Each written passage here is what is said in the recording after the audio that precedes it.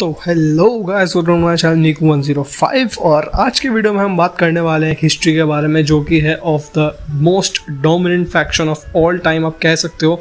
अगर आपने NWO देखा है तो क्या पता आपको बहुत अच्छा लगेगा, पर अगर आपने ये बिल्कुल देखा ही नहीं है इसको तो आपको NWO ही अच्छा लगेगा। लेकिन अगर NWO को टक्कर का है तो मेरे ख्याल से ये वो फैक्शन है। और आज हम उस फैक्शन के बारे में बात करने वाले हैं जो है जापान की, लेकिन पूरे वर्ल्ड वाइड क्राउड उसको बहुत ज़्यादा पसंद करता है, क्योंकि हम बात करने वाले हैं अबाउट द बुलेट क्लब। तो यार ये पूरी स्टोरी शुरू होती है अपोलो 55 से, जो होती है दो लोगों की टीम, जो कि होते हैं फिन बैलर और यूस्को तगुची। और ये दोनों बहुत पुराने पार्टनर्स थे और बहुत सालों से लड़ रहे थे NJPW में। और ये हमेशा जूनियर हैवीवेट चैंपियनशिप्स के लिए लड़ते थे, जैसे जूनियर हैवीवेट चैंपियनशिप, जैसे कि junior heavyweight tag team championship. NJPW की मैं बात करूँ तो यार उसमें फैक्शंस बहुत ज़्यादा हैं, और टैग टीम जैसे एक टैग टीम थी वैसे इतनी टैग टीम्स तो बहुत हैं, पर फैक्शंस बहुत ज़्यादा हैं। उसमें कुछ ऐसी भी हैं जो बहुत कम टाइम के लिए रही फिर डिसबैंड हो गई, कुछ ऐसी भी हैं जो बहुत लंबे टाइम के लिए रही पर अब नहीं है, और कुछ ऐसी भी हैं जो बहुत लंबे टाइम के लिए हैं और रहेंगी मेरे ख्याल से बहुत लंबे टाइम के लिए। और उनमें से एक शुरू कर दी थी प्रिंस डेविड ने, जिसका नाम था बुलेट क्लब, और ये सब शुरू हुआ था फरवरी में। तो यार एक टैग टीम मैच में प्रिंस डेविड ने पिन कर दिया था IWGP world heavyweight champion Hiroshi Tanahashi को, और फिर वो हील बन गए थे। और उन्होंने बताया था कि जितनी भी मेरी रैंक्स रही है यहाँ पे एज टैग टीम चैंपियन या फिर as a super junior heavyweight champion, मुझे इतना ज़्यादा रिस्पेक्ट नहीं मिलता है क्राउड को, और मैं हमेशा ओवरलुक्ड करा जाता हूँ या फिर मैं देखा ही नहीं जाता हूँ बिल्कुल भी। और उसके बाद से उन्हें लगा कि अब मुझे कुछ ऐसा करना चाहिए जिससे इन सबको सबक मिले। और मैच के बाद उन्होंने अटैक किया उनकी टीम पर, और फिर उन्होंने कहा भी कि भाई अगर तुम्हें जो भी करना है ना तुम करो, क्योंकि मैं तुमसे वो चैंपियनशिप लेके रहूँगा, वर्ल्ड हैवीवेट चैंपियनशिप। और हिरोशी तानाहाशी के साथ एलेक्स शेली और कुशिडा थे, वो तब टैग टीम चैंपियंस थे। उन्हें भी कहा कि अपोलो 55 तुम्हें भी तुम्हारी चैंपियनशिप्स भी लेने जल्द आ रही है। और उसके बाद जब उन्होंने ये सब यूस्को तगुची को बताया कि हमें ऐसा करना होगा, हमें अलग बनना होगा थोड़ा, हम अब इतनी देर तक फेस नहीं रह सकते, हमें एकदम अलग अपने आप को शो करना होगा, तो उन्होंने वो मना कर दिया। और फिर वो धक्का मुक्की हुई उनके बीच में रिंग के, और उसके बाद पीछे से निकल के आते हैं बैड लक फाले, और वो अटैक करते हैं सीधा यूस्को तगुची पे, और यहीं पे बिट्रे कर देते हैं फिन बैलर अपने long time tag team partner Apollo 55 के।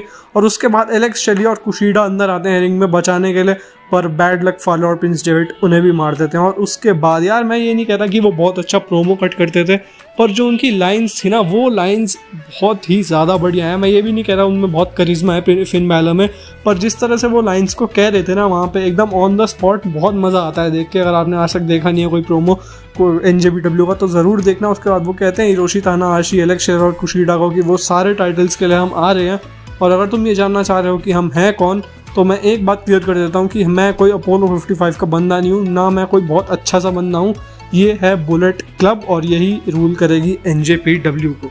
तो यार उस टाइम पे इनके पास सिर्फ दो ही मेंबर्स थे, जो कि थे प्रिंस डेविड और बैड लक फाले, और इनको एक और मेंबर या फिर 2-3 और मेंबर्स की बहुत ज़्यादा स्ट्रिक्टली नीड थी ताकि ये रूल कर सकें। और प्रिंस डेविड जैसी एक ही बंदा सोच रखता था, जो कि थे the machine gun Karl Anderson. अब आप सोचोगे मशीन गन क्यों? क्योंकि NJPW में उनके 2012 में इतने ज़्यादा अच्छे मैचेस हैं, बहुत ज़्यादा बढ़िया है। और उनका मेन टारगेट हमेशा से था IWGP world heavyweight champion, just like Prince David.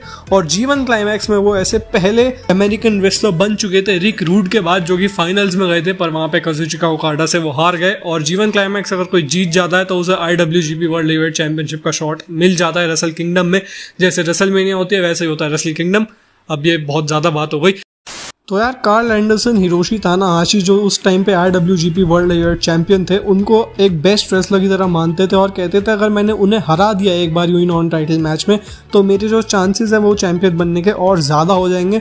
और फिर इनका एक मैच होता है रेसलिंग डोंटाकू में, जहाँ पे ये दोनों लड़ रहे होते हैं। और प्रिंस डेविड को लगा यही मेरे लिए सही मौका है, क्योंकि उनकी भी राइवलरी है हिरोशी तानाहाशी के साथ। मैंने भी इन्हें कह रखा था कि मैं वो चैंपियनशिप लूंगा। तो मैच के बीच में पीछे से बैड लक फाले और फिन बैलर अटैक करते हैं हिरोशी तानाहाशी को। और यार कार्ल एंडरसन के साथ वहाँ पे एक रिटर्निंग रेसलर भी होते हैं, जो कि होते हैं टामा टोंगा, और वो दोनों देखते हैं और ये ऐसे मार रहे हैं, कैसे एकदम एम्बुश कर देते हैं वो हिरोशी तानाहाशी को, प्रिंस डेविड और बैड लक फाले।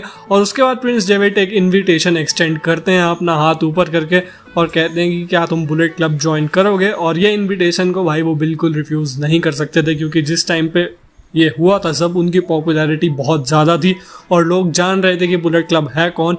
इसलिए कार्ल एंडरसन और टामा टोंगा ने वो इनविटेशन एक्सेप्ट कर लिया और फिर चारों ने एम्बुश किया हिरोशी तानाहाशी को। और भाई जो मज़ा आया वो देखने में, अंदर फिर साइड के ऑफिशियल्स भी घुस पड़े, बाउंसर्स भी घुस पड़े और यार वहाँ से बुलेट क्लब का एक अलग ही डोमिनेशन का लेवल शुरू हो गया। Karl Anderson, टामा tonga, bad luck फाले, फिन बैलर और भी मेंबर्स जुड़े जा रहे थे, जैसे कि यंग बक्स और उसके बाद डॉग गैलोज या फिर लूक गैलोज कह सकते हो। और वो जो प्रोमोज कट करते थे रिंग में नहीं, रिंग के पीछे इंटरव्यू के टाइम पे जो इंटरव्यू के ऑफिशियल्स थे उनसे बदतमीजी से बात करना, फैंस से बदतमीजी से बात करना और एकदम प्योर हील टैक्टिक्स दिखाना, एकदम प्योर हील बना रहे थे बुलेट क्लब को। और फैंस के अंदर इतना हेटरेट आ गया था बुलेट क्लब के लिए कि भाई ये जब भी आएंगे ये सब कुछ डिस्ट्रॉय करके ही जाएंगे।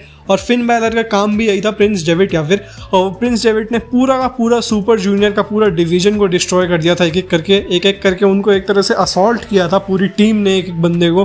और उनमें बहुत सारे नाम है, जैसे कि केनी ओमेगा भी तब सुपर जूनियर में ही थे।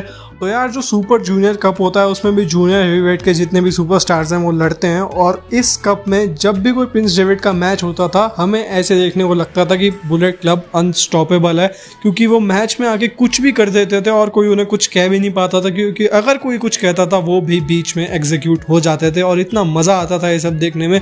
और यार ये सब चल ही रहा होता है कि यंग बक्स सीधा आते ही सुपर जूनियर का टैग टीम कप जीत जाते हैं और उनको एक टाइटल शॉट मिल जाता है for the super junior tag team championship, जिसमें वो पहले अटेम्प्ट में ही जीत भी जाते हैं। और उसके बाद आते हैं डॉग गैलोज, और डॉग गैलोज और कार्ल एंडरसन की टीम बनती है जो जीत जाते हैं वर्ल्ड हेवीवेट चैंपियनशिप। तो यार ये बहुत ही ज़्यादा एक तरह से ड्रास्टिक चेंज था बुलेट क्लब में और वो फुल डोमिनेट कर रही थी, क्योंकि एक तरफ उनके पास से super junior heavyweight champion Prince David, heavyweight tag team champion Doc Gallows and Karl Anderson और super junior heavyweight tag team champions Young Bucks. और यार सब उनके अब हाथ में आ चुका था और मेरे ख्याल से अब कोई चीज़ ऐसी नहीं थी जो उन्हें रोक सकती थी, क्योंकि सारी चैंपियनशिप्स उनके पास थी, बस IWGP वर्ल्ड हेवीवेट चैंपियनशिप को छोड़ के। और प्रिंस डेविड ने कहा भी था कि हम पे अभी सब है, बस एक चीज़ नहीं है और उसके लिए मैं आ रहा हूँ। उसके बाद हमें एक ऐसा ड्रास्टिक चेंज देखने को मिलता है जो किसी ने नहीं एक्सपेक्ट किया था। पर क्या था वो ड्रास्टिक चेंज, ये मैं अगले पार्ट में बताऊंगा आपको। और अगर यहाँ तक ये वीडियो देख लिया यार तो तुम्हें पता है क्या करना है, सब्सक्राइब कर दो मेरे चैनल को अगर नए हो तुम, और लाइक कर दिया होगा वैसे अभी तक अगर नहीं किया तो भाई करो यार। और कमेंट्स में जाके अपना फेवरेट पार्ट बताओ अगर तुम्हें ये सब थोड़ा पता था, और अगर नहीं पता तो यार जानो मेरे साथ भी। और अगर तुम्हें पता है कि बुलेट क्लब वगैरह कौन है तो यार बताओ कोई अच्छी सी फेवरेट मेमोरी जिस पे फिर मैं कुछ कहूँ कि हाँ ये भी है। तो जाओ जल्दी